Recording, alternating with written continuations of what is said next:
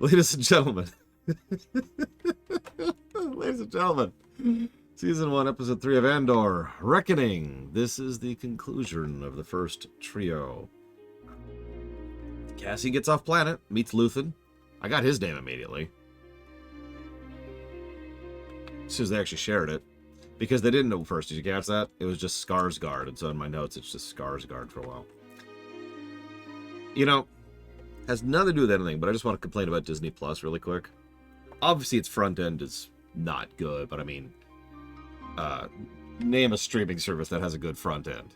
There probably is one that I'm just not familiar with, but yikes. But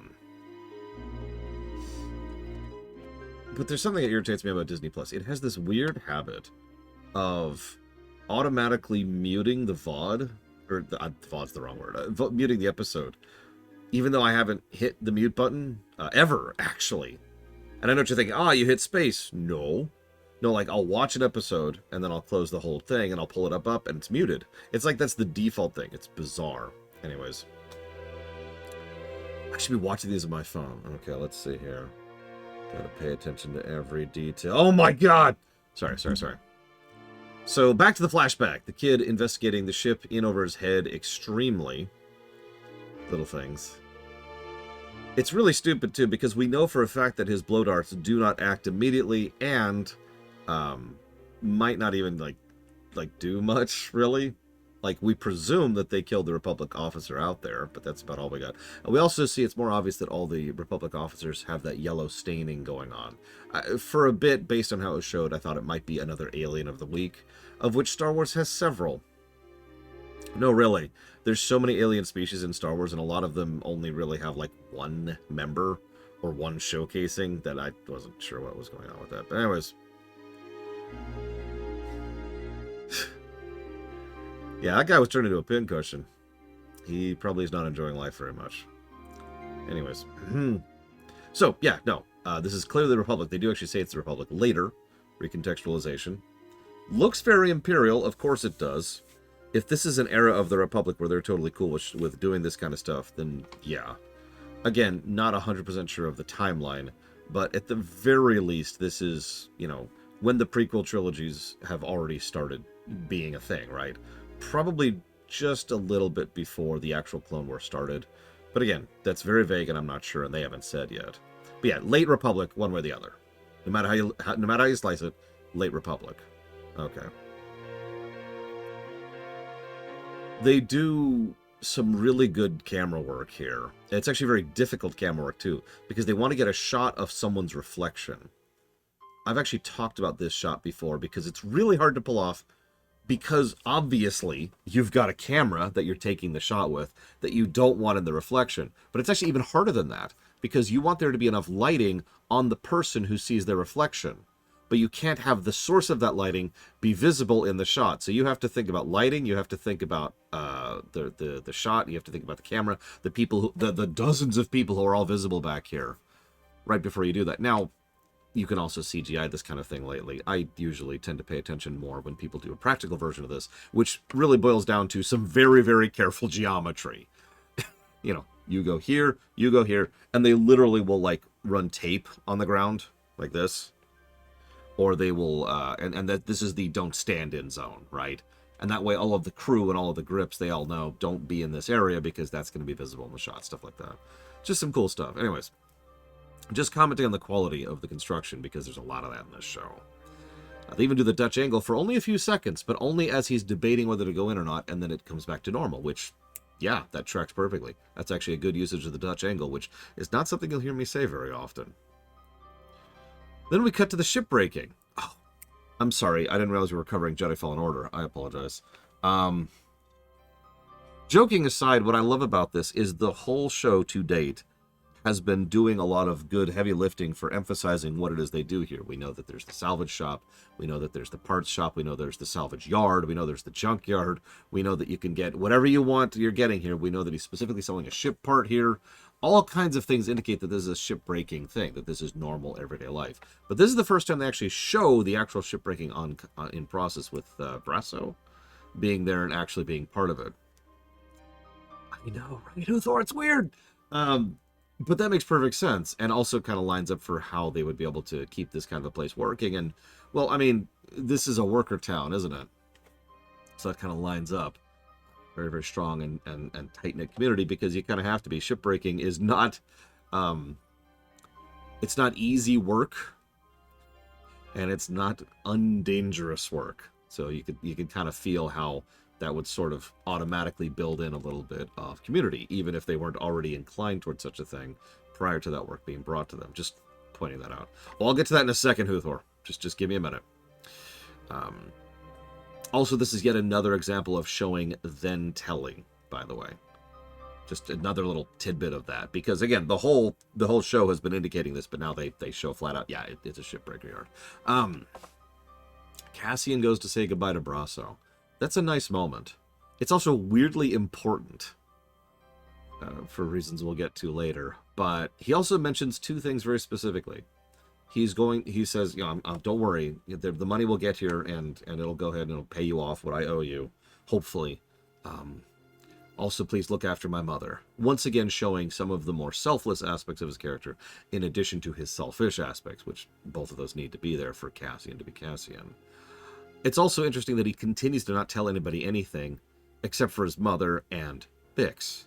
I'm sure you caught that, right? Those are the only two people he's actually let into his confidence to any substantial degree. Considering what she did for him, yeah, I don't blame him. Found family, I think, is what people call that nowadays. I don't use that term personally, because I came up with the term long before that entered popular consciousness. I call it chosen family. Family is chosen. I've said that for many, many, many, many years. I've said that since the 90s, actually. And you cannot tell me that his mother is not his mother. You know what I mean? So, I love these long shots as they're doing some establishing shots. NPC set dressing is a bit of a lost art in general, if I might be so bold. Starfield, excuse me. But I really love how this show in general, and Star Wars this show in particular, and Star Wars in general, do a really, really good job of doing NPC set dressing. Different types of people who are walking at different paces with different body language, who are carrying different types of things and going towards different things. I didn't come up with the term NPC set dressing. I think actually Dakota came up with that term. But it refers to the people in the background who make the shot look more real, look more believable. If you're really paying attention, you'll notice there's actually quite a few repeats in several of the shots as they're going throughout the town. But who cares? It's very well done regardless. And I want to especially mention that body language thing, because someone who's just going home after a long day of work is literally going to be walking different than someone who is walking with purpose, or going to meet a friend, or going to meet, someone special to them, or maybe they're just going to go chill for a while or whatever. There's different ways people walk, and I was paying very careful attention to a lot of these long shots, and the NPCs, that is to say, the extras, do a great job of showcasing what kind of thing they're going towards just based on how they're moving. I know that's such a tiny detail, but I really don't give a damn, because those tiny details are awesome, and it's really wonderful to see them on display in something like this. So then they have these dinky ass dropships. Oh my god, they're so precious. They're so precious. Nothing feels more we have Clone Wars at home than these garbage dropships that don't even have proper stabilizers as they're entering atmosphere. Did you catch that little tidbit? That tiny little bit of world building for just how cheap these damn things are. And of course, they're tiny. They're so tiny. They're toys. They're toys. Oh my god. So faulty lights. They've got is a mesh. They don't have any proper sitting material, so there's just a mesh, and that's you just I forget what that's called. That's actually a real thing in military craft, but it's just there to hold on to, so you can stabilize yourself because there's nowhere to sit in. Oh my god, it's pathetic. Yeah, corporate cost cutting. It's pathetic. I love it. I love it so much. And the episode constantly cuts back and forth between the finale of the flashback and the modern time, when we cut back to Marva, who's salvaging the ship. Even if it's funny because it's such a smooth cut, I could see people not noticing that it's in the past at first and wondering what she's doing and why she's talking to some dude who we don't even know who he is yet, trying to salvage a ship. But if you're paying any kind of attention, yeah, they mentioned her name. They're paying any kind of attention. She doesn't have the cane.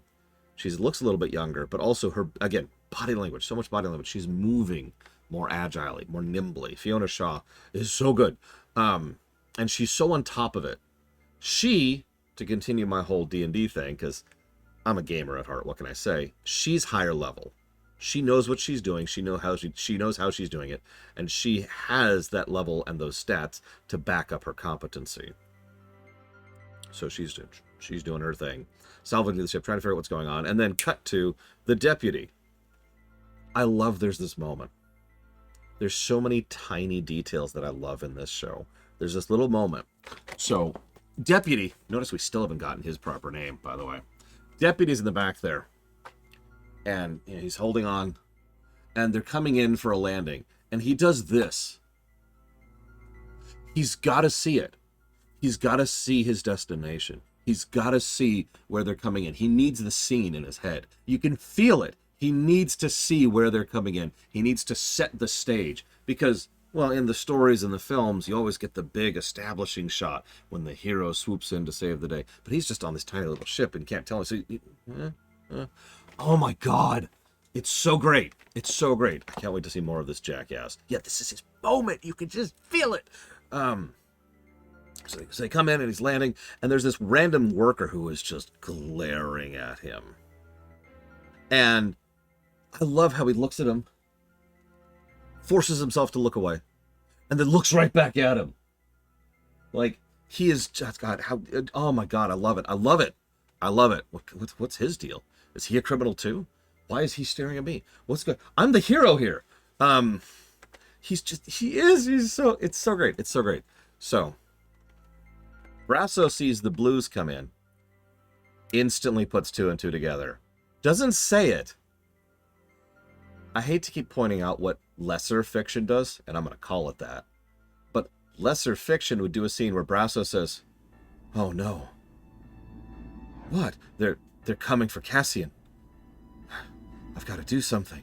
That's right. We've got to do something for Cass." You know, and this could be varying qualities of bad or terrible.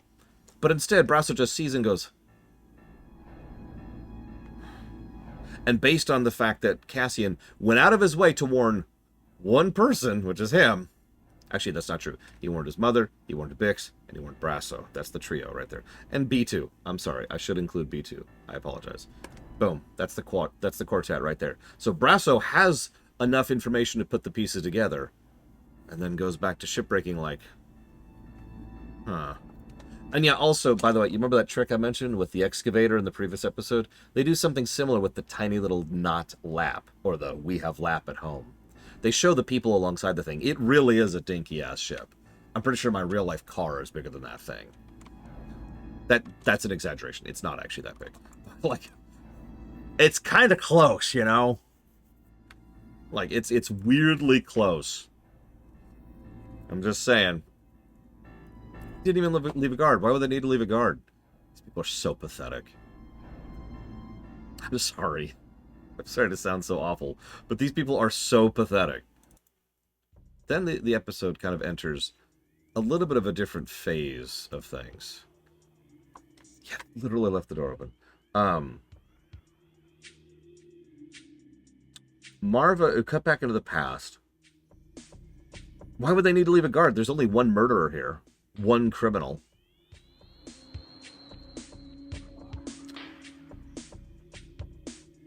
Actually, I want you to remember the leaving the ship unlocked and not leaving a guard thing, because it's actually going to become a point I'm going to bring up in a minute. So just remember that for a second. So then we cut back to Marva, and don't know his name yet, and the two of them are arguing about what to do with Casa. Yeah, I think I got that right. The kid. I just leave him here? Is that what you're suggesting? Well, yeah. He's got people here. Yeah, people that just killed a Republic officer. Any minute now it's going to be open season. Now, I know this is the AU. Do you mind if I jump in here real quick? Is that okay if I say that? Is it okay if I do the horrible thing and refer to the EU?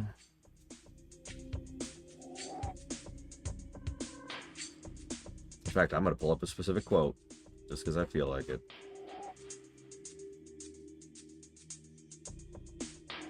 Is this the fleet? Oh, yeah.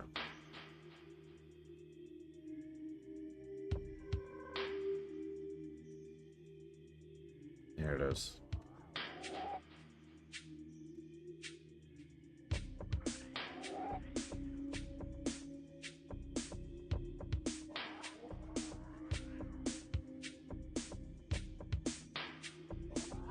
I apologize for how long this is taking. I used to just have the physical book on hand, but I don't right now.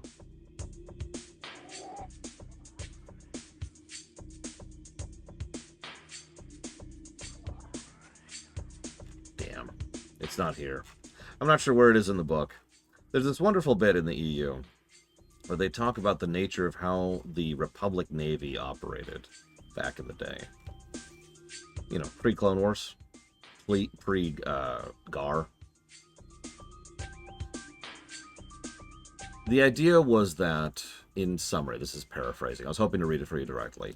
But paraphrasing, every single individual fleet was functionally a local fleet.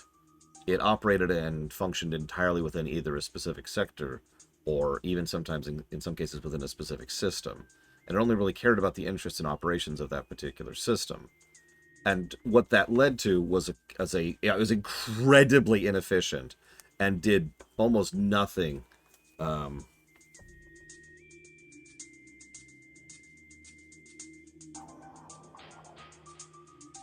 What? Yeah, this is clearly pre-Clone. Oh, I say clearly. I shouldn't say that, but it feels like it's clearly. What? Pre-Clone Wars. It's definitely pre-GAR, right?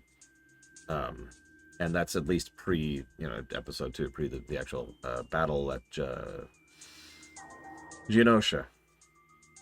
But I bring all this up because one of the common things is that a lot of the Republic Navy, since they didn't actually operate on anything other than an individual level, they would be extraordinarily corrupt and be willing to act like bullies, just like the corporate sector people or the people earlier. Yes, sis?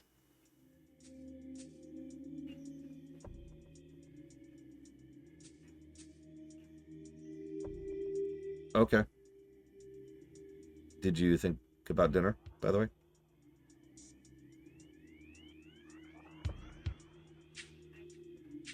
Perfect. Excellent.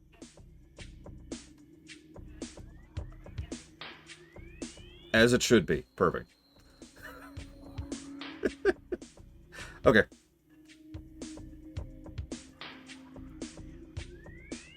Okay, I'll do that. Done and done.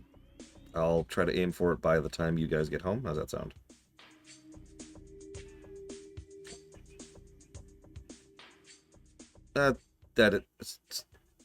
Sorry, that is actually what I meant. I apologize.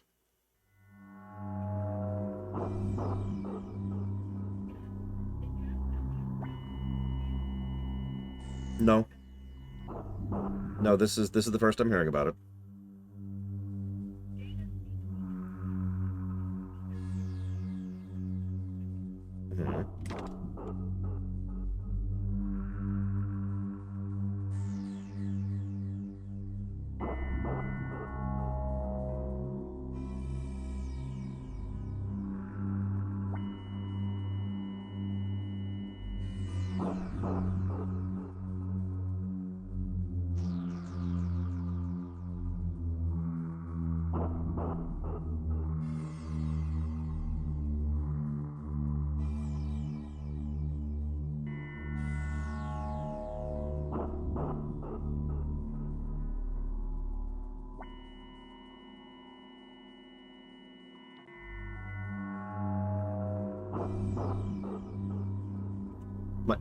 My sister says hi, stream. And someone else did. Yeah. Oh, did she said bye? Bye, baby bear. Several people say hi. Okay. I'm gonna... That would be funny But anyways. No, don't do that. Oh my god. Yeah, someone said hi. It's probably taken. What do you want to bet?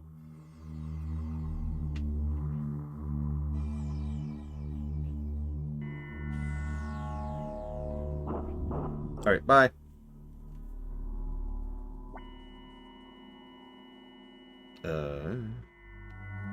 Apologies. So I'm definitely not doing a second shift today. I have been rather suddenly informed I'm watching the kids this afternoon. I would have appreciated slightly more warning on that. But anyways, where the hell was I? Republic. The Old Republic Navy in particular, especially in the EU, was hilariously corrupt and incompetent, which is a very dangerous combination. And what's amusing is it does kind of tie into the prequels, right? It does kind of tie into Episode 1.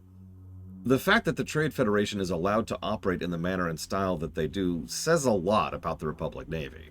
Especially since the Trade Federation, well, that's not Republic ships, if you know what I mean. And that's sort of the point. Everyone was just kind of allowed to do their own thing, and that led to a whole lot of mess.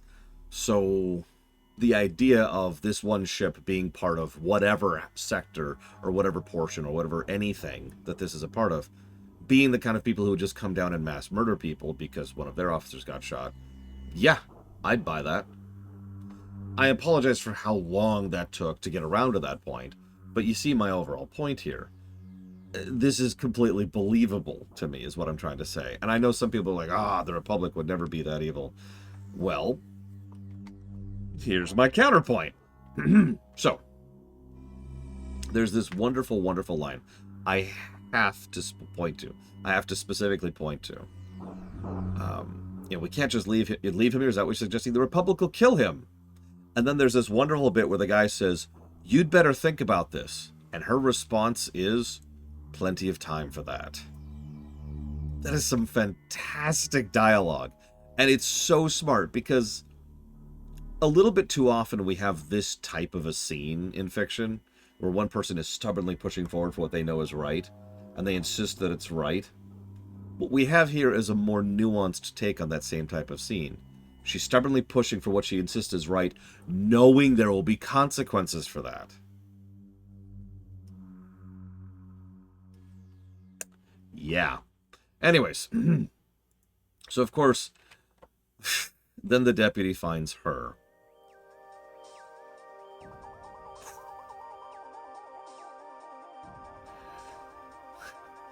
I thought, one thing I do like about this kind of show, and I mean this, they could have killed her right here, and I would have believed it. Now, they didn't. But they could have. I've said it before and I'll say it again. Plot shields can go straight to hell. But at the same time, the opposite is too much as well. There's a balance point. You want your audience. You want your audience or your players or your readers to not know with total certainty who's going to live and who's going to die. There's obviously some exceptions. We know Cassian survives these events because he's in Rogue One. But that's it. We actually played with this a little bit in Season 7 of Clone Wars, if you remember. There's a few individuals from Clone Wars Season 7 we know are going to live because they're there later, but everyone else is completely open season. And there's a power and a tension in creating that moment. You don't actually have to kill anybody. You don't. Instead, you can just play with it. Let the audience think you're going to. Or worse, remember, there's worse things you can do than kill someone when it comes to fiction. Speaking of which, hi, Evo. So, yeah, no, I was legitimately scared. I was actually really scared about the moment, about when they go and they raid an old woman's house. I also like how, once again, we see a bit of show and then tell. If you're paying attention in the background, all of the people are starting to gather together around and look in the window like, what the hell are they doing? What the hell are they doing? Several minutes later, Mosk actually goes outside and says, we're getting a crowd. We're starting to get problems. And then when they actually leave, the protesters, let's call them what they are getting a lot more overt about how much they are not happy about this. There's even a line I wrote down that one of the people in the background says, she's just an old woman. Remember, community, which probably didn't even occur to these yahoos. And this is hysterical. These people, I'm going to build up to this a little bit, but there's this bit where Deputy tries to come on hard. The deputy tries to come on hard. And he's so bad at it. He's trying to he's acting like he's so much more of a badass than he is. You stay here, you're going to tell me what you want, and blah, blah, blah. And it's just, what? And it's hilarious how easily and effortlessly she rebuffs him. She's clearly scared. But I said this earlier. She's higher level than him, to put it bluntly. Yeah, just shut her up. And that's all they can do is harass her. Might have actually killed her. There was a moment there. And then Cassian calls B2. And what I love most about this moment is that he's specifically calling B2 because he wants to tell his mother that he loves her. He doesn't say it in those words, but that's why he's doing this last call, and they use that to track him. I want you to remember that, because if not for this call, they had nothing. They didn't have jack on him and would have never found him. I'm not saying that to shame Cassian. It's just, I'm building up to a point here. So, the crowd and community, yeah, they pretty much start rallying straight up. Just like that. And I really, oh god, and then Skarsgård, Luthen, approaches and interacts with Cassian for the first time. And god damn, I'm sorry, I love Skarsgård as an actor. I have pretty much ever since I first saw him. And he just talks circles around Cassian.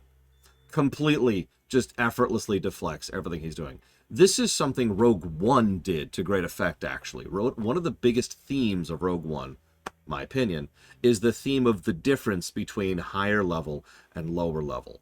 Because it shows both. We see Grand Moff Tarkin, who's probably one of the biggest fish in the sea that doesn't use the Force. We also see Darth freaking Vader and the now infamous hallway scene. We see what high tier is like in Rogue One. But most of the focus is on the people down there. And then we show them in contrast to each other. And, if I might be so bold, we also show how just because you're lower tier doesn't mean you're irrelevant or inconsequential or can't affect things or can't change things. And can I just say that that's a powerful message right there? May or may not be true in real life. That's up for debate. But a powerful message regardless. Yeah, we also see Krennic, which gave me the trope of the Krennic, which I have used to this very day, because he's such a perfect Krennic. So, we see this here in Luthen. Luthen is obviously higher tier. Obviously someone who is way above the pay grade of anything Cassian's dealing with. And there's this great bit where we cut over to Bix. The guy sees the blues going by, right? I didn't even catch his name, but he just runs. He runs for the shop. And he gets to Bix, and he's like, Bix, they're coming for him. They're coming for him. They're looking for Inari. They're looking for Cassian. Now, we talked last episode that it's possible that Cassian himself is not actually part of this community. Cassian's mother 100% is. I bring this up because you'll notice that everyone, as soon as they find out that someone's after Cassian, immediately and instantaneously rallies. And I bring that up because I think this is sufficient evidence to say that despite everything, Cassian, he's probably still a part of this community, at least from their perspective. So, they're trying to, Bix is like, oh my god, I gotta deal with this. And Stalker Guy, I'm gonna keep calling him that, by the way, walks up and is like, no, he's fine. Who's fine? How do you know what we're talking about? And Bix, who's probably been a little bit sus about him for a while, because he's been acting a little weird since the previous day. Remember, it's only been one day. Did I tell you he was from Kenari? Oh, I don't remember. I do! Oh. And I love the actress. She does a great job of portraying just the right amount of grief and anger at how she cannot believe that he has sold out Cassian on this matter. So, she rushes off to deal with it, and we cut back to what I'm probably willing to go ahead and call the best scene in this particular. There's a lot of best scenes in this. Because then Luthen and Cassian spend a while just talking to each other. And there's this great part where Luthen is just glaring at him. And glaring is the wrong word. There is an intensity as he's staring at Cassian. How did you get it? I'll give you another 1,000 if you tell me how you got it. And Cassian's like, 1,000. Keep in mind, this guy was having trouble getting a few hundred earlier. So he's like, another 1,000? To which Luthen says, done. Not even really... And there's this moment where Cassian starts to process that he just talked it up to another 2,000 credits. And you get the vibe as Cassian is starting to realize how in above his head he's starting to get here. But then finally, Luthen pushes him and prods him. I'm skipping over some bits, but he pushes him, and he pokes him, and he prods him until finally, he is actually willing to actually tell the truth. They're so proud of themselves. They're so fat and satisfied. They can't imagine it. They can't imagine that someone like me would ever get inside their house or walk their floors or spit in their food or take their gear. Diego Luna does such an amazing job with that line. Can I just say that? And then it cuts back to Luthen. Their arrogance is remarkable, isn't it? They don't even think about us. And he's... Oh my God! And yeah, you notice almost all of the pressure has just fled from Skarsgård's portrayal. As it's just... That's what I wanted to hear. That is exactly what he was looking for right there. They'll think about it soon enough. And yeah, that timeline lines up. This is 5 BBY. Rebels, the show, was just getting started. And I'm going to spoil something for you. I know this is shocking, but Rebels, the show, is about the very beginning stones that start the Rebel Alliance.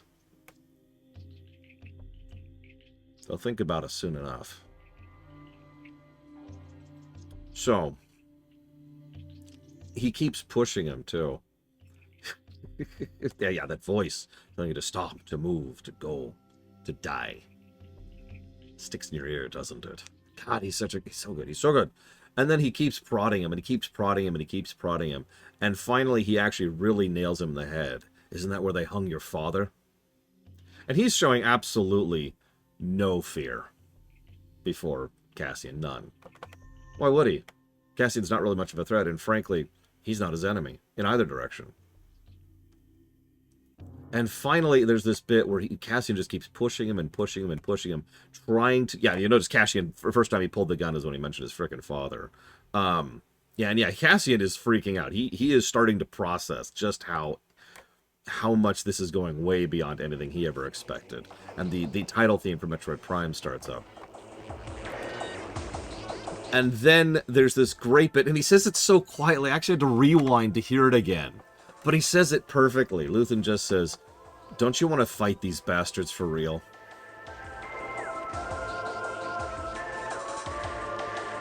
Because that's our second theme.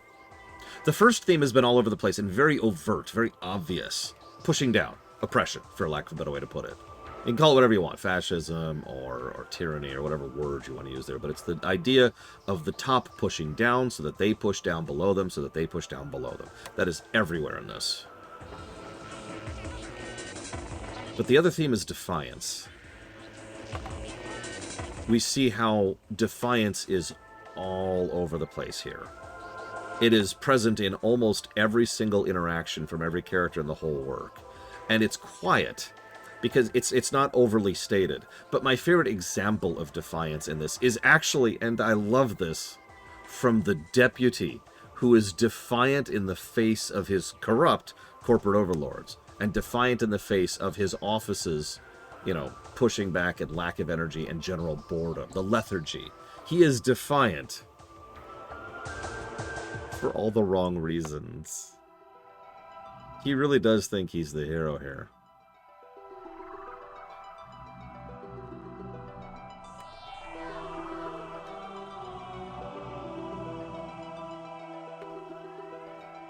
One moment, please.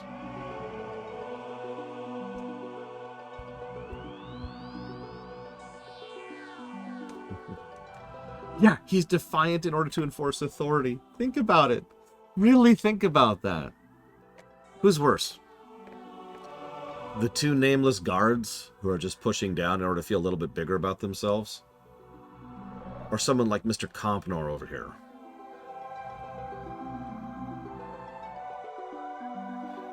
So then they start the signal.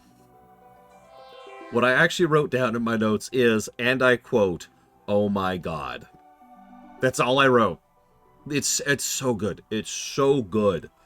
They've just got the banging metal and the signal. Yeah, this is the signal. It's so incredible how this works. And there's this great play. It's intimidation, sir. Bluff and bluster. No. That's what we in the business refer to as a community. Not that you would know what that means. Hello, Unix. One moment. Thank you very much, as always. And a brofist. Yeah, the hammering was just filtered. No. We all got things. And I find myself wondering how many different signals they have that they can use for these purposes. Oh my God, it's so good!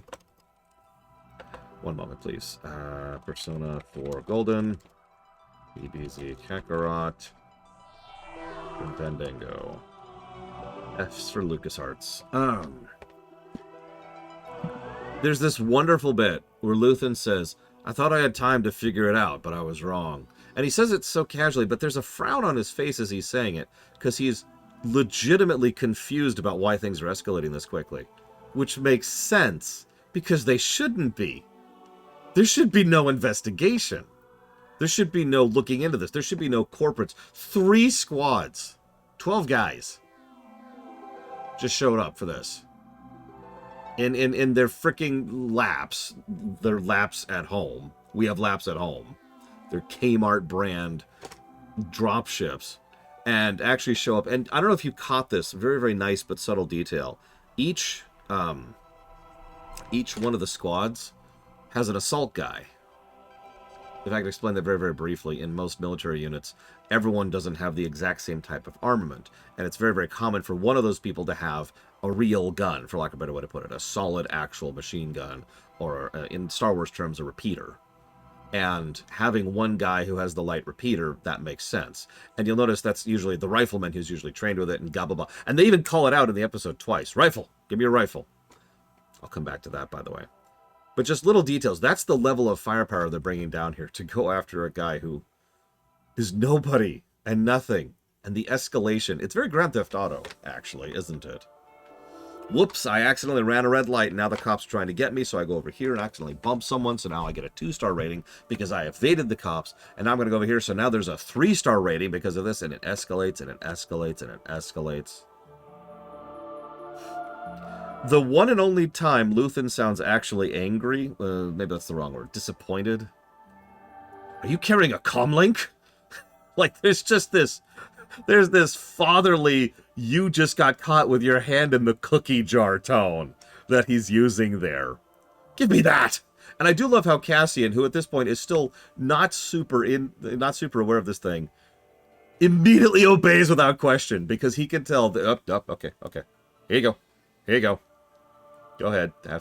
Yep. Smash! And then they have the shot. Can I just say, all the people doing the thing, obviously some people have like the metal, the ladders, or they've got parts of their shed or parts of their shop to clang. I know who Thor is. Here you go.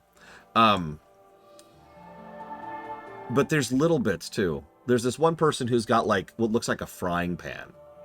Clang, clang, clang, clang, clang. Or this one other person who's just got like this one bit of metal. Clang, clang, clang, clang. Everyone's doing it. On whatever they have handy. Love the details. So, then there's a woman, that's Bix, who's running scared. Notice the big guy immediately pulls her over. Hey, where are you going? Running home, girl? Keep that in mind for a second. I'm going to bring that up in a minute, because I think there's another little bit of characterization. I'll talk about it. So this is when the things start to get awesome, and we get a little more action-y. Rule number 2, build your exit on your way in. Of course, Cassian wants to get the box. He's probably still thinking about the money and his mother and his friends, and, well, to him, several thousand credits is probably a big deal. Oh, I know, Blade Tivol. 40,000 credits for this amazing piece of tech? Yeah, I got other things to fry. Peace. I also, the entire action sequence, the choreography of the warehouse is fantastic. Cassian doesn't know what he's doing. His actions are looser, right? Yeah, I'm trying to give you levels. Take the experience. Cassian is looser, and the way he shoots, it's actually phenomenal, and I guarantee you it's on purpose. I'll try to demonstrate with an exaggeration. Okay, so pretend this is a gun. Cassian shoots like this. Skarsgård is shooting like this. And it's right there. It's subtle. I bet most of you didn't even notice it. But the style and approach of how the two are fighting is completely different. And they actually go out of the way to show the two side-by-side shooting at least twice that I counted in order to really, really demonstrate just that contrast and gap between them. Also, Luthen goes out of his way most of the time to try and make sure that he is shooting whatever he can to win. Cassian always goes for shots at the guards and nothing else. Doesn't actually think around the situation at all. In fact, it is Luthen who then decides to reposition himself, go around and shoot the guy once he comes out of cover.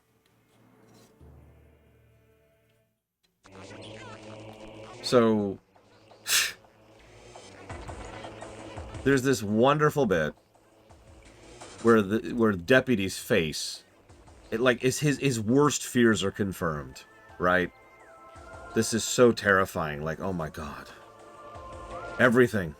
It's all been where this is a terrorist cell. This is a violent criminal. I always knew that this was like there's this like confirmation. I love the facial acting of the actor who plays Deputy. I really do. It's phenomenal. And then it cuts to that speech. This is what a reckoning sounds like. You want it to stop, but it just keeps coming. It's when it stops. That's when you really want to fret. Now that's a great line, and very powerful. It's a little bit of trailer fodder. You know what I love most about it? It's her outrolling the guards who are guarding her. Yeah, because the other guy, it gets to the point where they're actually listening to her. Listening, what happens then? What happens next? And she doesn't answer. She just leans back. And you'll notice in the next scene with her, they have abandoned their charge of defending her, going against orders, and run. Either to get into the action or just to get out.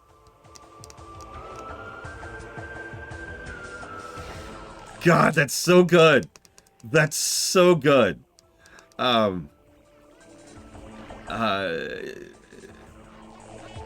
There's this wonderful bit where the deputy goes to hide, right? Get into position. Shoots at a couple of aliens that were just there, by the way. Murder! But he has to visibly recoil several times. Visibly, he has to brace himself. Like, okay. Trying to get himself under control. He's completely unprepared for any of this. He has no idea what he's doing. And on some level or another, he probably realizes it, and that fear is probably starting to thunder in there. Then the episode goes completely unnaturally quiet, pulling the same trick that the whole show has been pulling, trying to put us into the viewpoint, into the shoes of the viewpoint characters. So all of this quiet is just like... And then... click! Which is very loud, of course. And he is so scared. He is legitimately terrified as he's having a gun being shoved right into his back of his neck. But he knows he can be killed at less than a second. And he knows it. And nobody was expecting anything here. And he's just like, oh my god. Like he is absolutely losing it here. I love it. Luthen's even playing. Did you notice they just do good cop, bad cop without even calling attention to it? Luthen's like, just kill him. Just kill him. He's like, no, wait, okay. Here's what I know. There's 12 of us. And then we see how much of a bro Brasso really is. Can I just say this is some of the smartest sabotage I've seen in all of Star Wars? Because, not that it's a complaint, but you know what Star Wars sabotage usually looks like? Hang on, let me adjust this here. Chink! And now there's a bomb like adhered to it, right? Or something like that. Or maybe something else. But that's the kind of thing that's trackable and traceable. And in fact, Star Wars proves that many times. Instead, all he does is get a hook on some giant chunks of salvage onto the vehicle. That's it. Easy to miss amongst all the debris. Easy to say, whoops, my bad, or, oh, your guy parked in the wrong space. And just as deadly as a freaking explosion. All it took was a hook and chain in a junkyard, and whoops, boom. And now you've lost one of your pilots and your vehicle. All of this for the accidental death of a rent-a-cop who mugged the wrong guy. Yeah, it just looks like a rip. Oops. Then they go after the obviously fake hovercar. I love how the deputy just sprints after it. Did you catch that? Just, gotta race. He's probably mainlining adrenaline right now. And then there's this moment where they shoot the thing, and we got it, and okay, we've got it. Okay, we've got it. And there's this moment where both the deputy and Mosk look at each other, and they actually smile, like, we did it. Oh, and then they race out. And the deputy's face, the horror, the clenched jaw, realizing how much they've screwed up.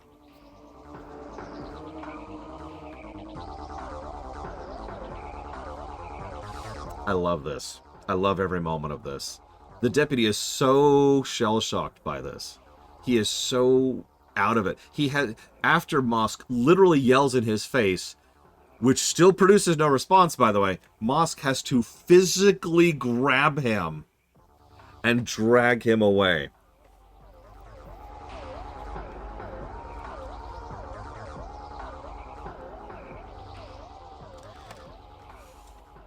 But I skipped over a section on purpose. There's a moment where the big guy, I'm going to call him what he is, and I apologize. The cop. There's a moment where the pig is making sure that everything is under control, and he's got his other little newbie squad members with him. The one guy's trying to handcuff Bix to the wall, and he's like, leave it! Leave it! Stalker guy shows up. What are you doing? What's happening? And Stalker guy looks in horror at Bix, who is bleeding because she's been brutalized by the pig.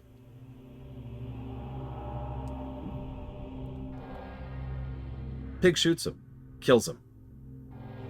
For the crime of doing absolutely nothing, really. I mean, we could argue whether he deserves it or not. And frankly, he kind of did deserve to die. But at the same time, this is treated exactly as horrible as it should be. That man, in that moment, under those circumstances, had no justifiable reason to shoot this man. He did so without hesitation or question. He did so with righteousness and conviction. He's a pig. The guy behind him, freaking out. Did you catch that?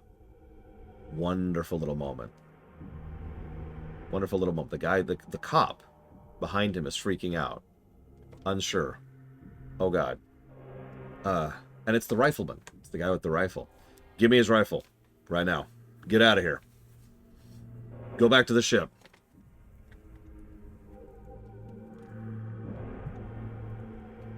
That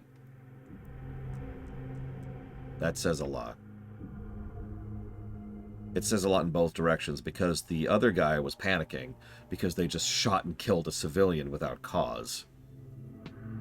And big guy, the pig, is completely fine with it, on top of it, and trying to cover his own.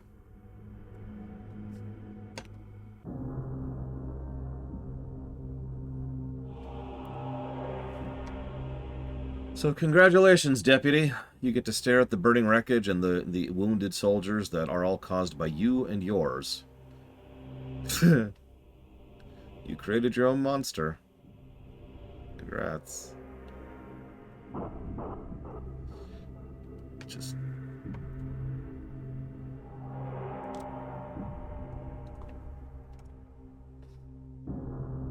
Anyways, this episode sucks, obviously.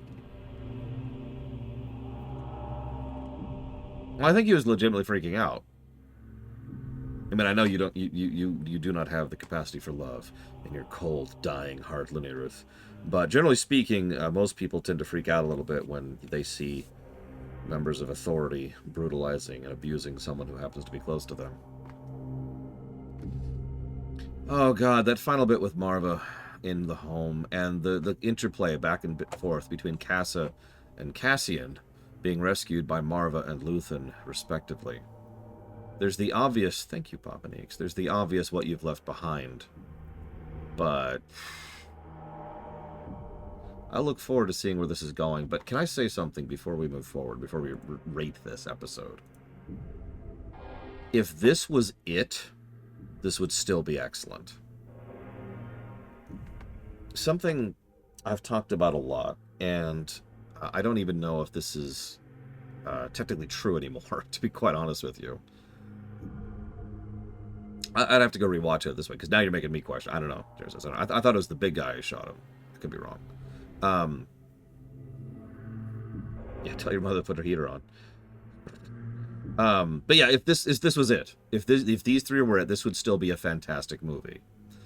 Something that I've noticed, and this is more in the past, so I don't know if this is still true, is that there's a little bit of bias against short stories, short form storytelling. And that's a damn shame, because I think there's a lot of power and potential in being able to tell little micro stories within the overall macroscopic story. Now, I know we've actually gotten a little bit of these here. We've got the Star Trek shorts. Warcraft has the little shorts, which usually leads into an expansion. We had, back in the day, we had Tales From series. Not the game series, the books in Star Wars. You remember those? Tales from the Bounty Hunters, Tales from Mos Eisley, right? That stuff. So this is something that I feel like, well, obviously that is what happened in Aerith. I tend to like that, because there's a great potential in being able to just tell a small microscopic story, in other words, larger setting, to help flesh out that setting a little bit more, right? Just to add a little bit to it. And that's my overall point, is I think that this could have worked as one of those stories, and I would have had no complaints.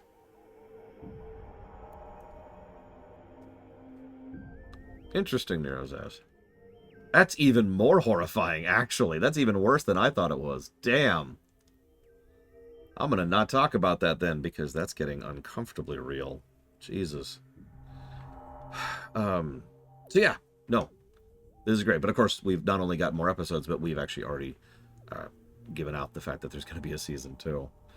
I hope it's not a Mandalorian situation, but I don't want to go too far down that road yet. So,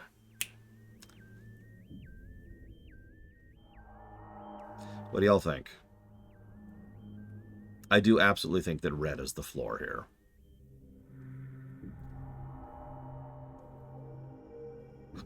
I have a feeling I'm going to be saying that a lot over the next few days.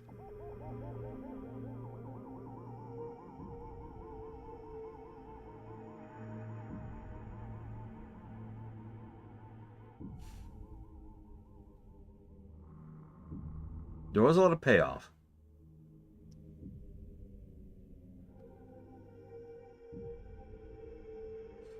I think I agree with the crowd. I do. I think that, honestly, everything about Luthen pushes this into purple, to be quite honest. Obviously, I am gushing over Skarsgård, but he is still well written, still well directed, still well presented. He is a perfect puzzle piece in this story. He is... This whole story so far has been a mess of circumstance and coincidence. And Deputy, I love the fact that we haven't even properly given him a name yet. Deputy has just been such a spanner in the works of so many people and so many lives. It is interesting then to see the metaphorical mechanic get involved. That's Luthen. Someone actually knows how to deal with these things. Someone else knows how to roll with the punches, knows how to work with it. He didn't... And the best part is Luthen wasn't just completely on top of everything, which might have lost me. I would have been okay with it. But instead, what does he do? Well, he had an exit plan, but he wasn't prepared for how ridiculously stupid the deputy was. So he didn't have everything lined up, and he wasn't completely on top of things. So he adapted. Exactly, Blade Chaval. He did what I love most in Star Wars. He rolled with it.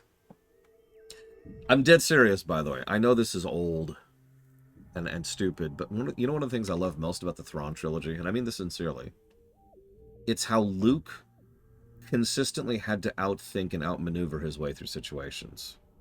That he wasn't just that good, you know what I mean? That he had to adapt and just barely scrape by and escape repeatedly, actually.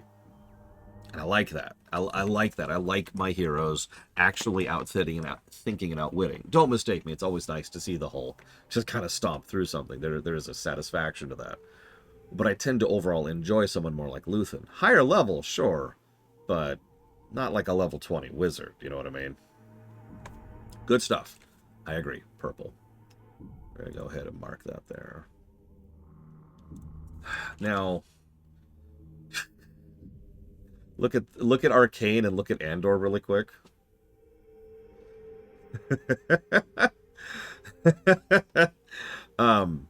So there will be no further streams today.